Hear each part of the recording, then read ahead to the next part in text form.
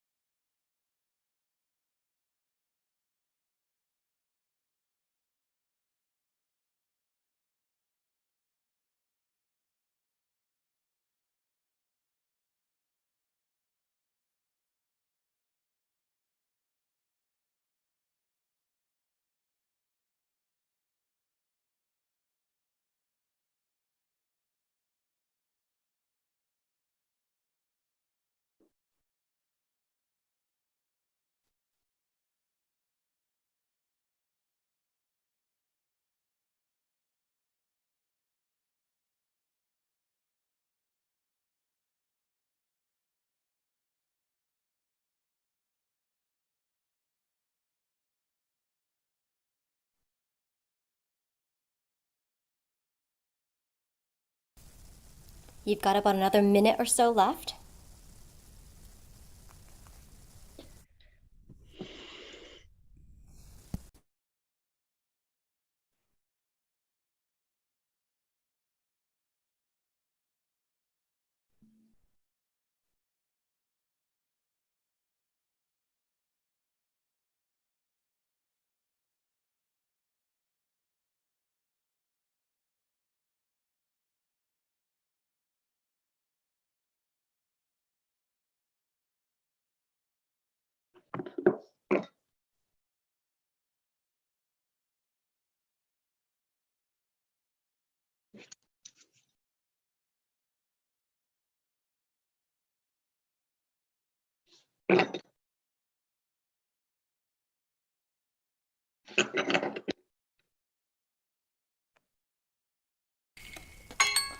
All right, time.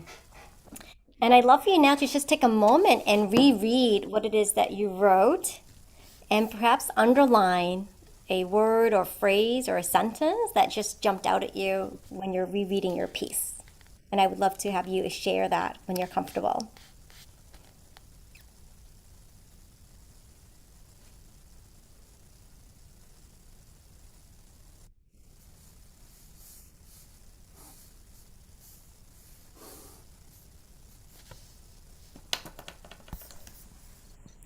And feel free to put in the chat too. So, yeah, good, Lada. I am capable of cleaning and clearing my parents' house and living in it and selling it eventually. Yeah, perfect.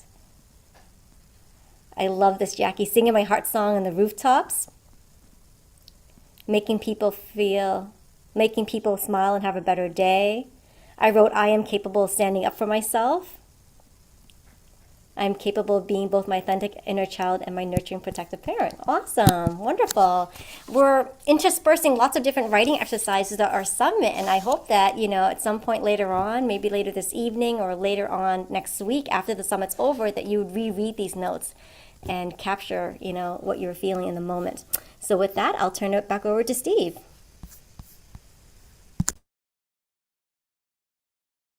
Myself. I'm capable of being both my authentic inner child and my nurturing protective.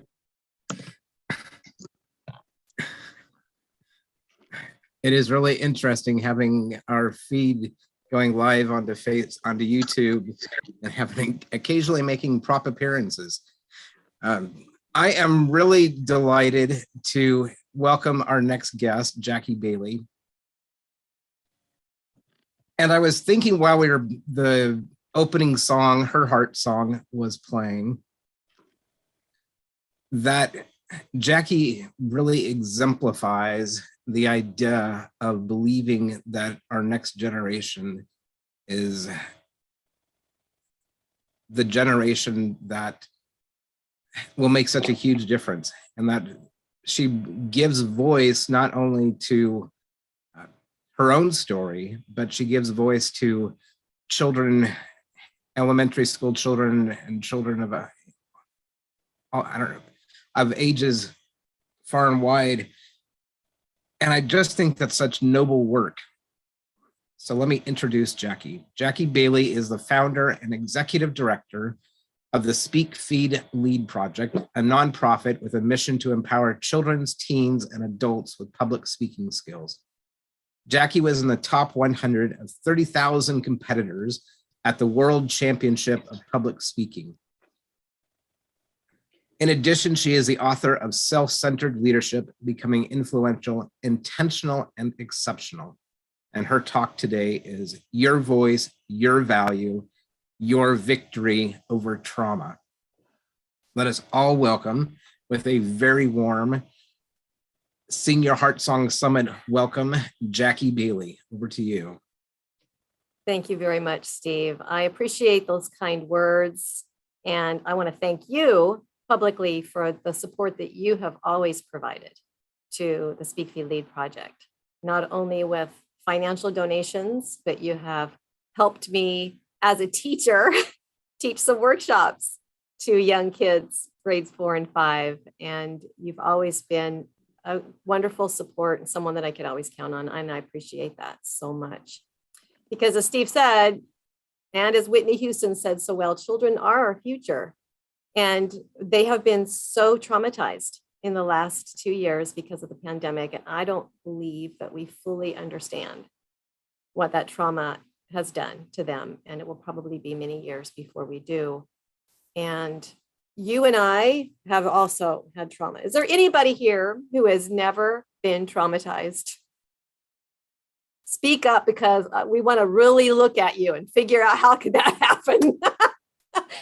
Because the truth is, we've all been through trauma, and our trauma might be different, but it nevertheless has this long-lasting effect on who we believe we are, what we believe we can accomplish, and we wonder, do I have any value in the world at times? And I'm going to share with you a little bit about my story, my struggles, a little bit about my trauma. What I want you to focus on mostly about my presentation today, however, is how I became victorious over childhood trauma. And that each and every one of you, I know for certain, can overcome whatever trauma you have endured, perhaps are in the throes of currently. I've learned that it has been through my voice. I've learned that when I speak out, I am victorious and I gain more power. And I think you'll see through my story what I mean by that. So first of all, I want you to all come with me into my bedroom as a 10-year-old girl.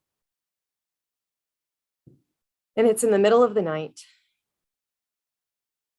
And suddenly I am startled awake because I hear outside my room in the hallway, his ankles are cracking. And he's turning the doorknob to my room. And I pray, please, please, not again, not tonight, please. I think if I can just wrap my blankets tighter around me, he'll have a harder time. I'm not going to make it easy for him. After it's done, as usual, he said, "Don't tell anyone." Well, I never did. He took my voice away. And I was silent for years and years of my life. I didn't really know who I was. I didn't know that I had any potential. I didn't know I was supposed to dream of college or dream of a career or dream of being married with children someday. I didn't know I was supposed to think about any of those things. My day-to-day thoughts were, if I can just get through this, I know somehow I'll be a strong person. That was the tape that played in my mind constantly through all those years of chronic abuse. And it wasn't until I was a young woman of 20, married, and had 2 children, that my greatest crisis struck. See, that abuser was my older brother. He got married and had a little girl.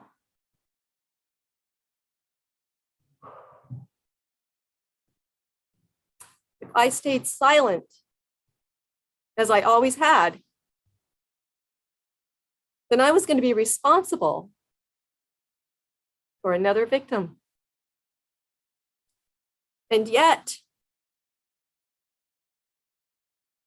if I did speak out, I could lose everything that I had in that moment. If my husband learned how ugly I truly was,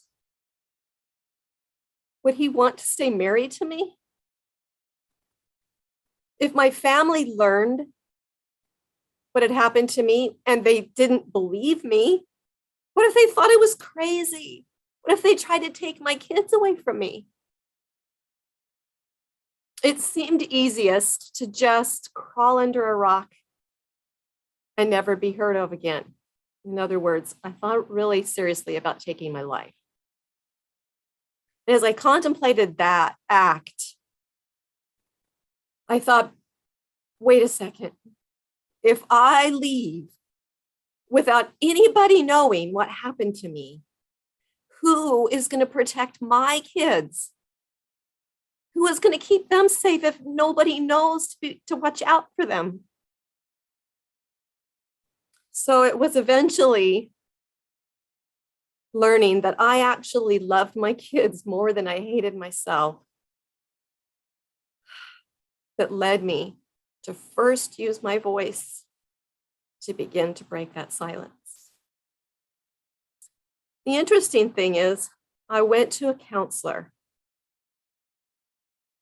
She asked me this question on our very first visit. After learning a little bit of my history, she asked a question that became pivotal to the rest of the years of my life.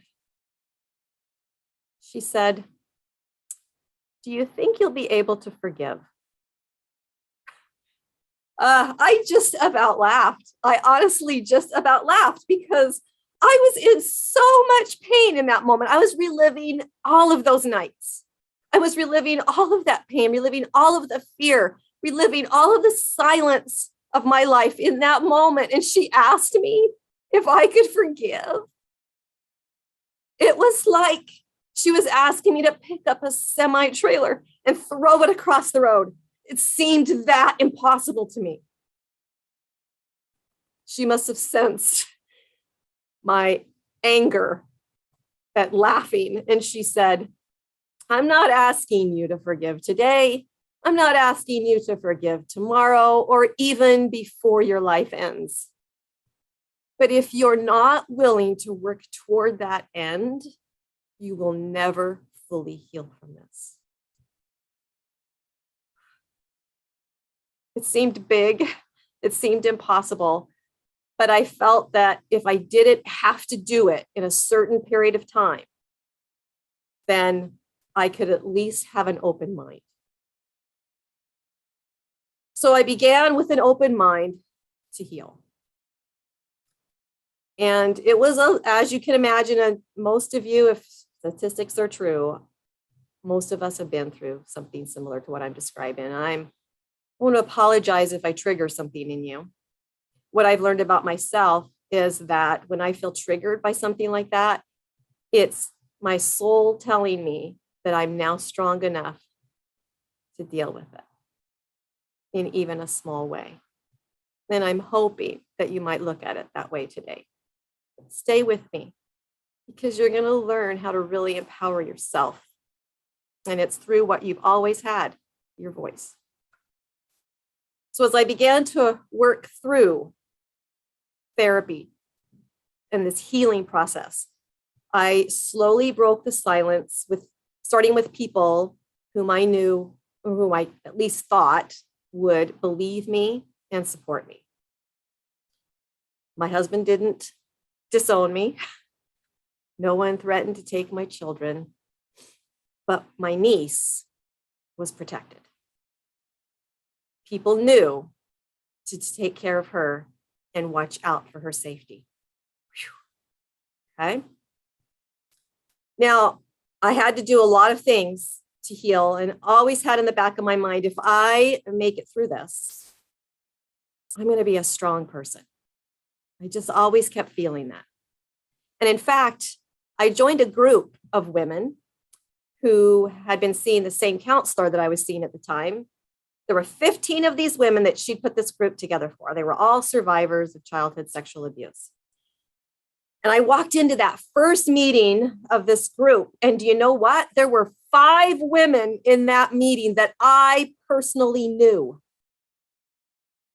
And I didn't know that they were struggling in the same way I was. They didn't know about me either. And I began to realize that this is far more prevalent. It wasn't just that I was a bad kid and I had to deal with this. This was a trauma that many people in my neighborhood, we all lived within a couple of miles of each other.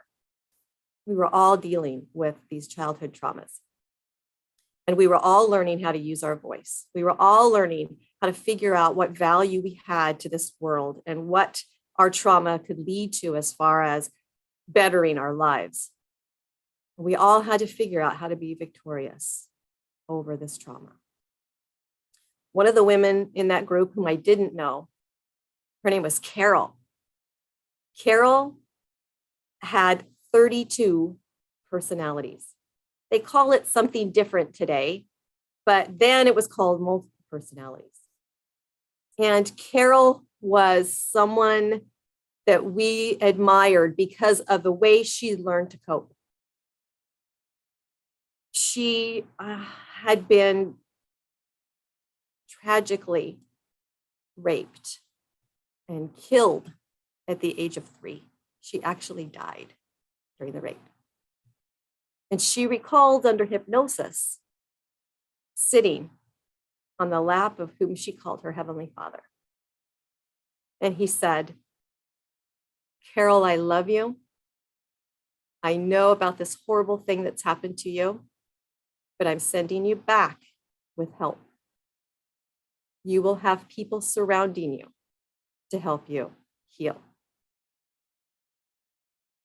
She didn't know that until, as an adult woman in hypnosis, she discovered this. And all her life, she was different. She was odd because she had all these different people that protected her from those feelings that she could not possibly understand at the age of 3.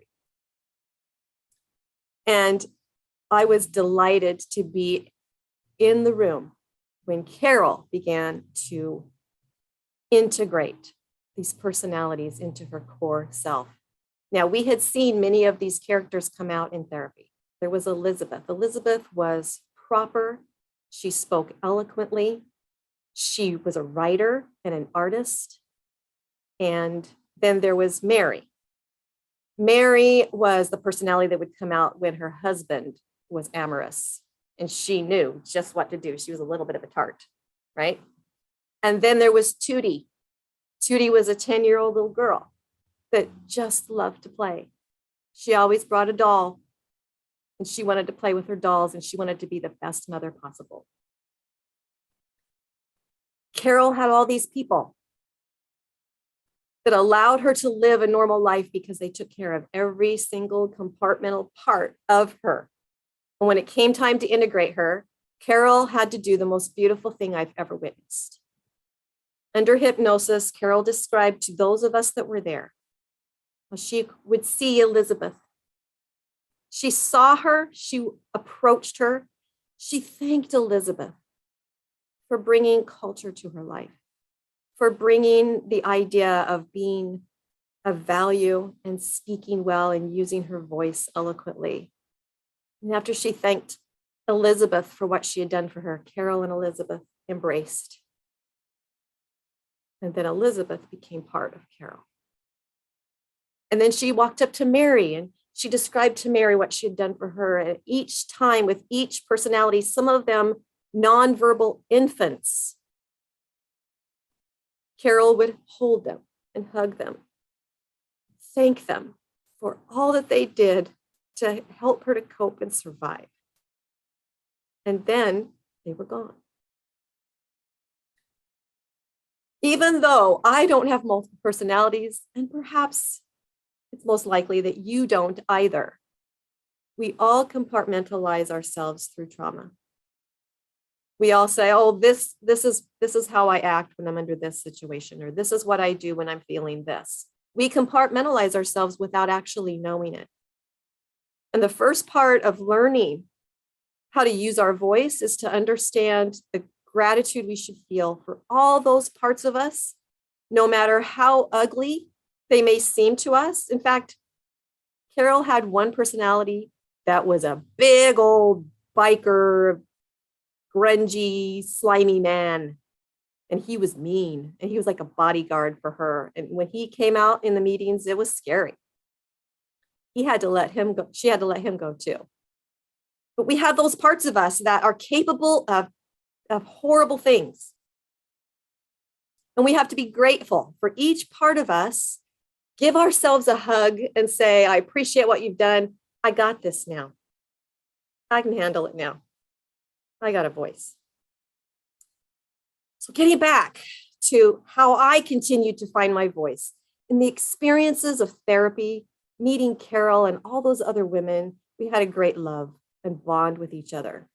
And as we each used our voices in our therapy sessions, we began to feel the love, not only for them, but for ourselves.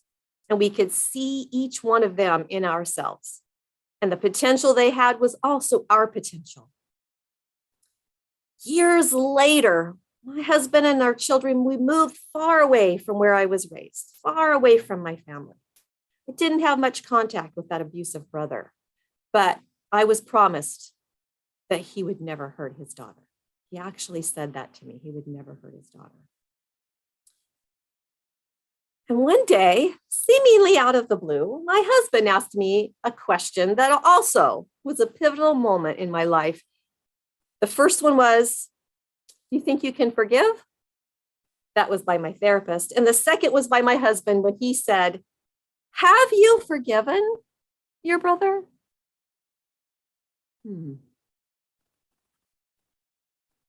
I did a little mental scan, an emotional scan, and I realized, yes, I said, I have, because when I think about him and when I think about my early years, I don't have pain. I don't feel anger. I don't feel animosity. I don't feel like it's still something I have to work on. And so, yes, I have. I've actually forgiven him. It was quite an epiphany, actually. And then when I was thinking that was all I need to relish in, he asked another question. And that was, does he know? Well, he didn't. I had never told him. I had just discovered it myself. I flew all the way back home, 3,000 miles, with one purpose, and that was to face my brother and say 3 magical words. I forgive you. I forgive you. Now, ladies and gentlemen, what I didn't know was how transformative this was going to be for him. I know most people go, "How could you forgive such a monster?" Almost as if they think that I'm giving him permission. It was all okay. No worries. That's not what forgiveness is at all. Forgiveness is not acceptance of what happened to you by them. It is acceptance of yourself, but it's not acceptance of what they did. It's saying, I'm not going to let you control me any longer. And I'm letting it go. I'm letting it go. Well, what I didn't know is that he was waiting to be set free. You see, all those years I was his victim, at some point we had switched roles. And his life was disastrous. He'd been in and out of relationships. He'd had 3 more children out of wedlock. He couldn't keep a job. He was in and out of jail for sexual crimes. His life was miserable. And when I forgave him, it was almost as if I had unlocked that key to his prison cell and I opened the door. Unlocked the lock, sorry. I used the key to unlock the lock and opened the door of his prison cell. And he was free. And I had no idea that that was even possible. And he did a complete 180. His life completely changed and was an upstanding citizen for many years. It was the second time I'd used my voice. The first time I broke the silence, and the second time I actually accomplished the goal that I never thought was possible for me to do. And that was to say, I forgive you. So in breaking the silence the first time, I saved the life of my niece. And the second time when using my voice, I saved the life of my abuser. Who knew? 2 very pivotal moments in my life from 2 very pivotal questions. And so I'm going to ask you a question, and I want you to ponder this for a moment. Do you think you can forgive?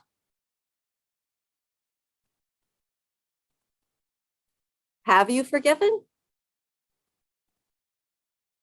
Do they know that?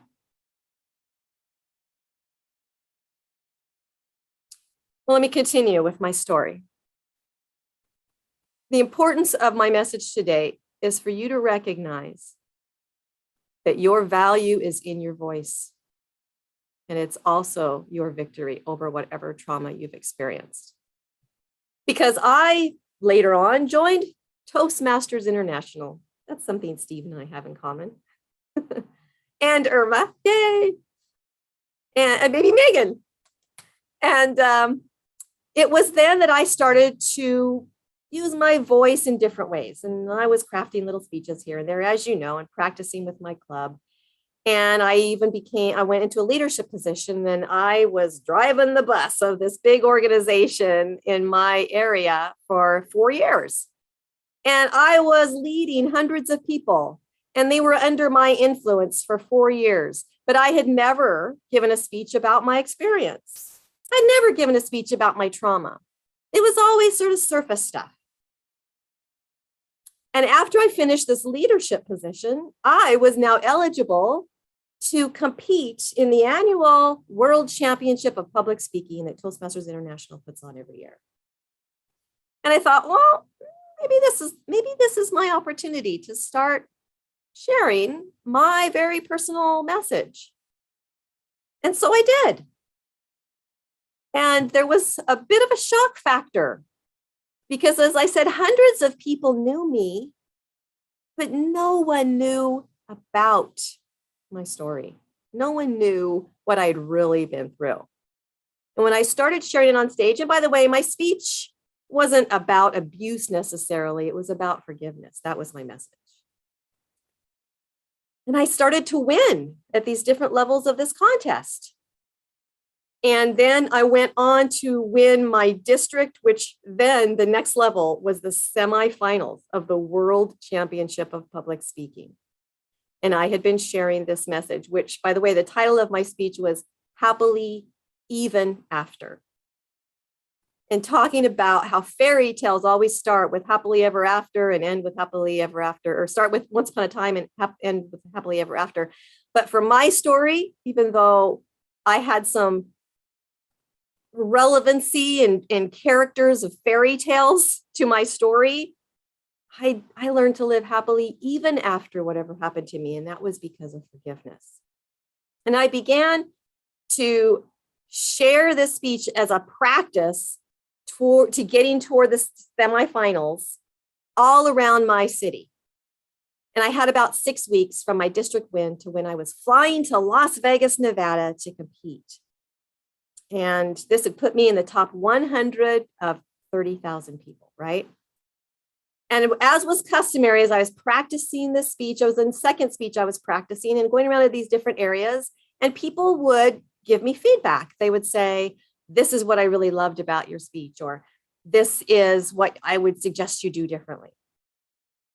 And people that I admired who had been competitors in the past, who were mentors to me, who had coached other people, they started to say to me, you know, your speech is really powerful, but in front of an international audience where some of these countries have as part of their culture child abuse, it may not be very well received.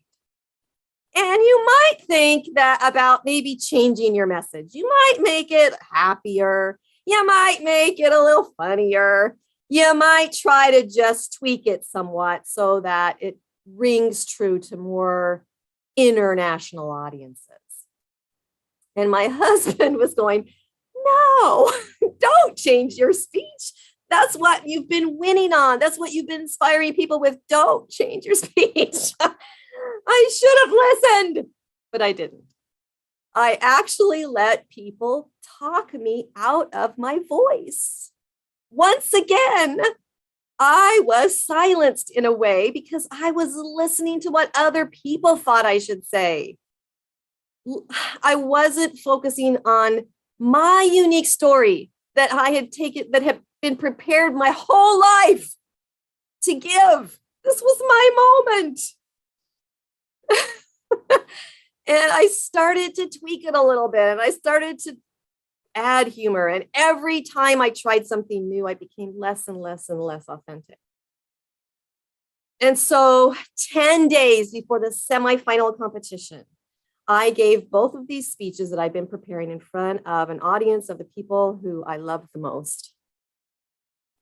And oh, the feedback was just miserable. I felt as though I was publicly flogged because they said, it is not good. You're not ready. and you've got a lot of work to do. And it was 10 days before, and I cried for 5 of those days because I knew they were right. I knew they were right, and I was blowing it. But I also felt in some way that I had now lost who I was. I had allowed them to silence my voice, and I couldn't find it again. Keep in mind, I had practiced the speech hundreds of times. I had given it in front of audiences, and I knew exactly when they were going to laugh. I knew exactly what they were going to clap at. I knew exactly the gasps I was going to get at certain times. And on the way to Las Vegas, on the airplane, I wrote a new speech. A speech that I would not be able to practice in front of even one audience prior to getting up on that stage. It was the worst emotional roller coaster I think I've ever been on, preparing within a couple of days to give this speech that I had no clue how it was going to be received. Now, it was probably a moderately well-delivered speech. It had a good message to it, but it wasn't my message. It wasn't the message I was supposed to give. And as I walked out on that stage that night before I gave my speech, I said to myself, you know what? I am in this place that I never thought I could be. This is an honor, and I'm just going to have fun up here. It doesn't matter anymore. I can't go back to my old speech in this moment. I'm just going to say what I can, the best I can in this moment, and have fun. And I did. But I didn't place. I didn't move forward, and I figured that would be the case. I was hoping, because I was in the semifinal of 10 contestants, and I was the only woman. The only woman. And I thought, well, at least I'm going to stand out. But evidently, not enough. Interesting, though, the person who won gave a speech about forgiveness. Talking about rubbing salt in the wound, right? Well, so after that, I was pretty crushed and thinking, all right, I guess I really don't have much to say. Maybe I have no message of value. Maybe no one cares. No one wants to listen to me anymore. And I really went into this emotional, depressive state and really questioned who I was and what I had to offer the world. And then there was one night when I was feeling unusually bad about myself, when I recalled something that I'd forgotten about one of those sessions when I had given that original speech to an audience. It was in a hospital, actually. It was a cancer care center. And there was a cafeteria they had rented, and there were doctors there, nurses, there were patients, there were family members of patients. There were about 50 to 60 people in this cafeteria room, and I delivered my original speech to them. This was before I started to change it. And then, as was customary, people went around the room and gave me feedback. Well, this one young man who seemed very out of place. He was probably in his late 20s. He was dressed in khaki shorts and a white tank top. He had lots of tattoos on his arms, and he had some piercings on his face. He just didn't look like a doctor. He didn't look like a patient. He didn't look like a nurse. I don't know why he was there, but he was there. And when it came to him to give me feedback, this 20-something young man stood up. I don't have anything to say about your speech, he said. But I'm an abuser. And for the first time, I understand what my victims go through. Well, I recalled that night in this mud of despair that I was in. And it came to me. I wasn't in that contest to win. I was in that contest so that that young man could hear my message. And I had won. I had won because my voice had made an impact. My voice had, I hope, and pray, change the life of another young woman or whomever his victim was. It changed him and it changed that person. My voice did that. My message did that. I didn't win. It didn't matter anymore because I remembered that. Your voice needs to be heard. You have the capacity to save a life, to change a life, and to forgive and to be victorious over your trauma. I want to share with you a positive prime session. Does anyone here know what positive prime is? Steve is saying yes. Okay. Positive prime is this wonderful new scientific, well, it's a neuroscientific application. It's like a vision board on steroids that gives you, through the media of music, images of people and places, and positive affirmations, gives you this possibility of changing whatever mindset you're in to a more positive, grateful, loving, kind state. And it can happen magically within a 3-minute time. I use a positive prime session with my students at the start of all of our classes, and it literally primes them for a more positive experience in using their voice. And I want to share with you today for 3 to 5 minutes a session that I've created specifically for my students. It is called Speak with Power and Purpose, and it's made for the youngest kids that I teach, which are age 10 and all the way through adults. They picked the music for it, and the affirmations are mine. They are what I teach them and hope to instill in them. And I hope it will inspire you right now to understand the power of your voice. So is it okay if I share that? All right.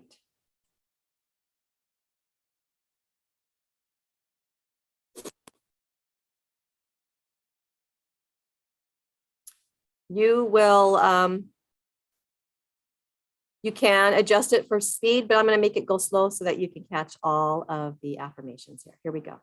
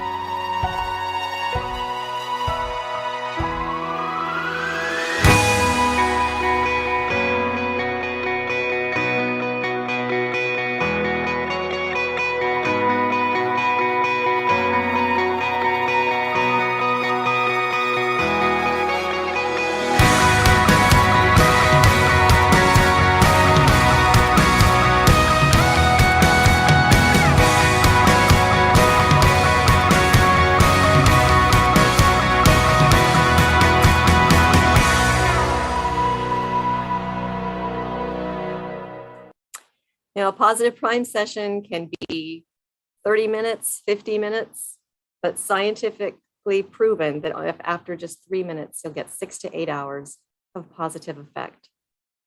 How's everybody feeling? Thank you, Megan. I want you to know one of the more powerful experiences I had in therapy besides Carol, second only to Carol's experience, was being talked through envisioning myself today, going back into my bedroom at 10 years old and talking to my 10-year-old self, hugging my 10-year-old self, and telling my 10-year-old self that my voice, your voice, 10-year-old girl, is going to be heard. Your voice was going to be listened to. You won't be silent forever. That your value is in your voice, and it will help you to be victorious over this trauma. I hope you can do the same thing. Go to that wounded child. Go to the wounded person you are now and use your voice. Find a way to discover your message. I have a workshop. I have a process that I help adult clients work through to find their voice, to find their value in it, and to share with power however they want to share it. It could be on a stage as a speech. It could be a podcast host. It could be a blog. It could be a book. There are so many ways that our voices can be shared. So many ways that we can make a difference in the lives of others. And there's some questions I want you to consider. Ask yourself, and I want you to write these down. Ask yourself to list 3 of your greatest accomplishments. 3 of your greatest accomplishments. And by my definition, an accomplishment is a long-term goal or expectation you've set for yourself. And through your actions, your choices, you are able to accomplish that. You are able to meet your expectations. Jot down 2 or 3 accomplishments, your greatest accomplishments. I've shared a few of mine with you today. And then I want you to consider 3 of those moments of efficiency when you were in a crisis, when it wasn't a planned event, something happened and you had to act quickly. What did you do? Something that was successful. Whatever you did, said, whomever you called, whatever, in a moment of crisis, you came out ahead, unscathed perhaps. Write down 3 instances when that might have been the case. After you do that, now I want you to discover what's common. What's common in those situations? What did you feel? Who were you with? What traits came out in you? What values did you hold on to during those times to be successful? Because when you learn about those things, in those times when you start to feel less value in yourself, you can recall, well, wait a second. To be successful, I only have to go back to what made me successful in the past, and I just have to put that into play today. And it's valuable to know what those things were so that you can put yourself back on track. On the converse side, it's also important that you think about 3 of your greatest failures. And by failure, I mean, when did you not measure up to your own expectations? For me, I shared with you how I let people talk me out of my most important message. Perhaps the most influential stage I will ever be on, and I blew it. Okay? Think about when you have failed like that. And then what are those crisis moments you were in that you perhaps made the wrong decisions or did the wrong things and things didn't come out so well? And then I'm going to ask you again to discover what's common about all of that. What's common about all of that? You not only now have the start of some wonderful stories based on experiences you've had. I mean, that gives you what, 12 stories right there. 3 accomplishments, 3 inefficiencies, right? Or 3 efficiencies, there's 6. And then 3 failures, that's 9. And 3 inefficiencies, there's 12. You've got some stories right there. And you also know what to do to avoid failure and what to do to be successful because it's worked for you in the past.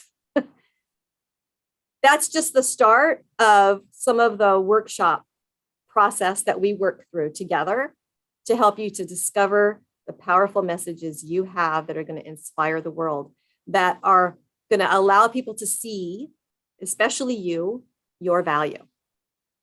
And that you're going to use your voice to change the world. It could be your world. It could be the world. It could be somebody else's world. Your voice and your value will also be your victory over trauma. So speak up and speak out and do it often. Thank you so much for letting me share my voice with you today. Back to you, Steve.